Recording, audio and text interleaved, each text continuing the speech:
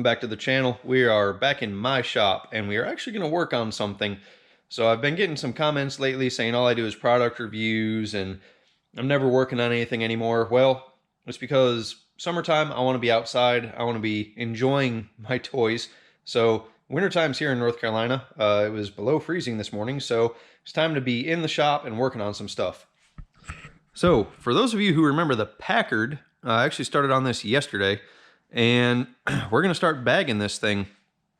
So I'm not going to give it away too many details because I haven't really figured out exactly how I'm going to do it yet.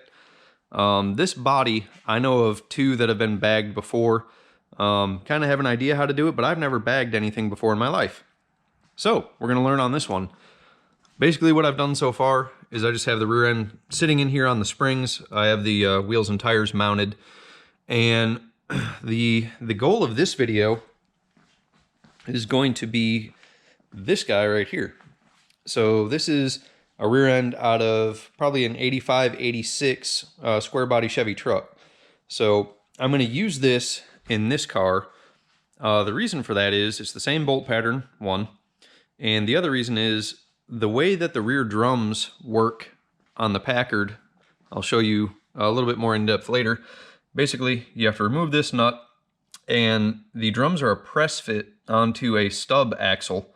And I tried to get them off once to, get the brakes serviced on this car, and I could not get the drums off this car. I tried the special tool, I tried a torch, I tried air hammers, I tried sledgehammers, I tried everything. So I can never service the brakes in the rear of this car.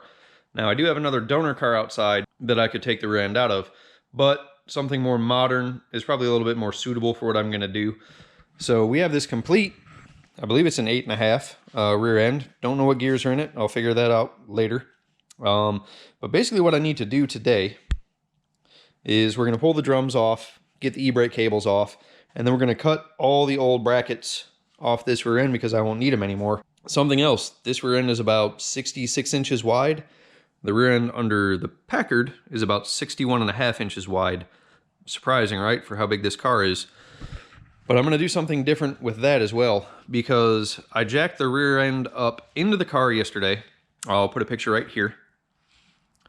And the outside of the tires, which you might be able to see, have been rubbing the inside of the quarter. Now I've come up in here and trimmed what I thought I needed to trim, and they still rub. But I have lots of room on the inside. So I'm actually going to make that rear end a little bit narrower so that I can get this thing on the ground, which is the goal. Get it as low as I possibly can. I'd rather not C-notch it. I don't want to cut the floor out because I just put floorboards in it, but we're going to get it pretty low. So with that being said, I'm going to start busting this rear end apart. I probably won't drain the fluid tonight, but I'll get the drums off, get the e-brake cables off, brake lines, and then we'll start cutting some brackets.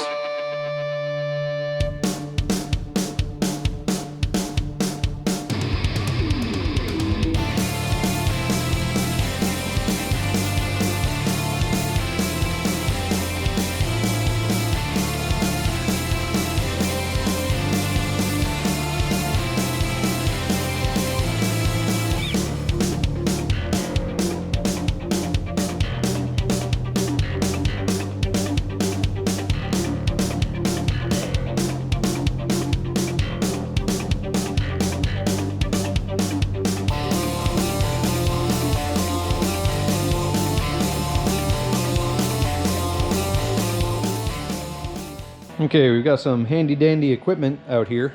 So here's the plan.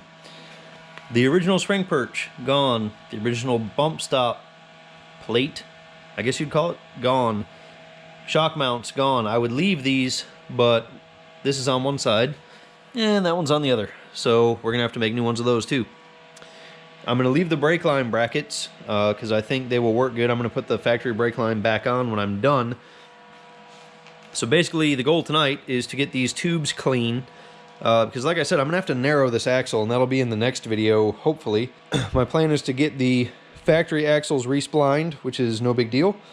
So I'm going to grind a little spot here for me to put my ground clamp, and then we're going to make some sparks. Ground clamp is grounding. Now the goal here is to come in here with the plasma torch and cut off these brackets without cutting into the tubes. So I should be able to hopefully cut through paint and everything once I get rolling. So I'll probably start at the easier ones, and then if I need to, like this tab here, I might actually just have to grind it off, which is no big deal. But I'm going to try the plasma cutter on some of this thicker stuff. Like that looks like 1/4 inch, so we'll see how she does.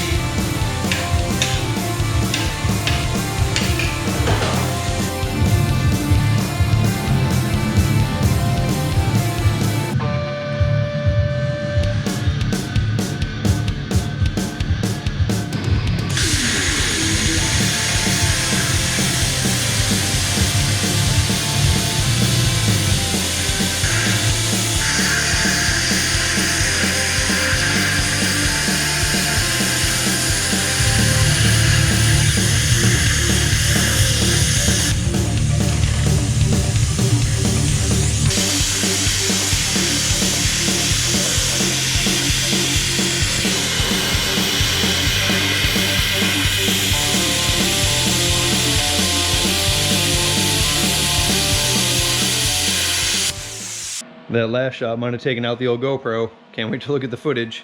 Had to get some fresh air in here because we're a little smoky. I don't know if you can tell. So I'm gonna let it air out for a second. But the original bump stops, I don't want to cut across here because I don't want to damage the tube. So I'm just gonna take a die grinder and cut in through here. But the rest of the brackets are burnt off the rear end. We're gonna have to get busy with the grinder. But so far, so good. All right. All the brackets that I need removed are off the rear end, and if I'm yelling at you, it's because I have earplugs in. So, now the fun part, right? Grinding. So, we have our electric grinder down there. And we got a variety of different discs to choose from to clean this up. So, we're going to start with something hard, like this guy. Well, not that guy. Masonry. What else we got in here? Metal grinding. So we'll use something like that to get started. Then we went to the old Lowe's today and got some flapper discs. These are 10 bucks a piece. Yep. So I'm gonna grind some metal.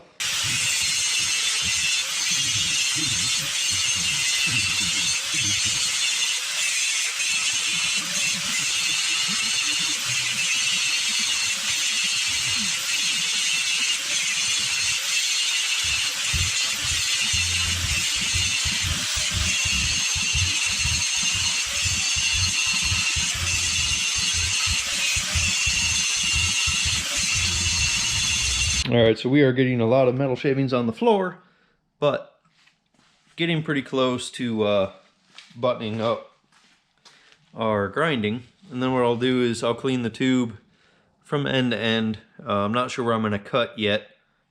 That reminds me, if I narrow the rear end, I can't use those brake lines, so there's no point in holding on to them.